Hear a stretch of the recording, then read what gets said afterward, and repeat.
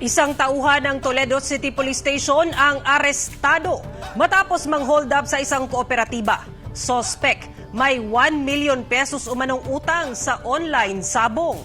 Ang detalye sa ulat ni Femery Dumabok ng GMA Regional TV Balitang Bisdak. Sa kuha ng CCTV, makikita ang pagpasok ng isang lalaking nakabunot sa opisina ng Lamak Multipurpose Cooperative sa Toledo City, Cebu noong Biyernes ng umaga, January 12. Agad niyang tinutukan ng baril ang security guard. Nagpunta sa mga teller, sabay nagdeklara ng hold up.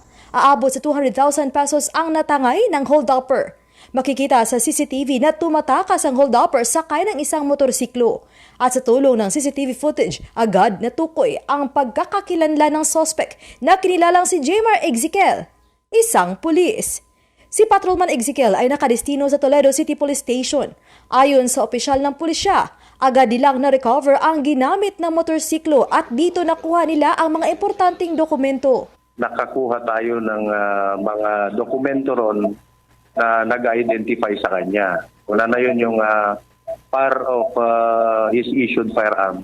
Na-recover mula sa suspect ang 36,000 pesos.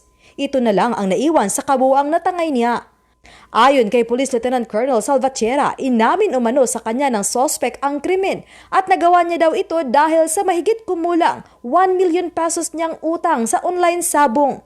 Maliban sa kasong robbery with intimidation na isasampa kay Ezekiel, maharap din siya sa kasong administratiba kung saan pwede siyang matanggal sa serbisyo. Mula sa GMA Regional TV Balitang Bisdak, Femery Dumabok, nagbabalita para sa GMA Integrated News.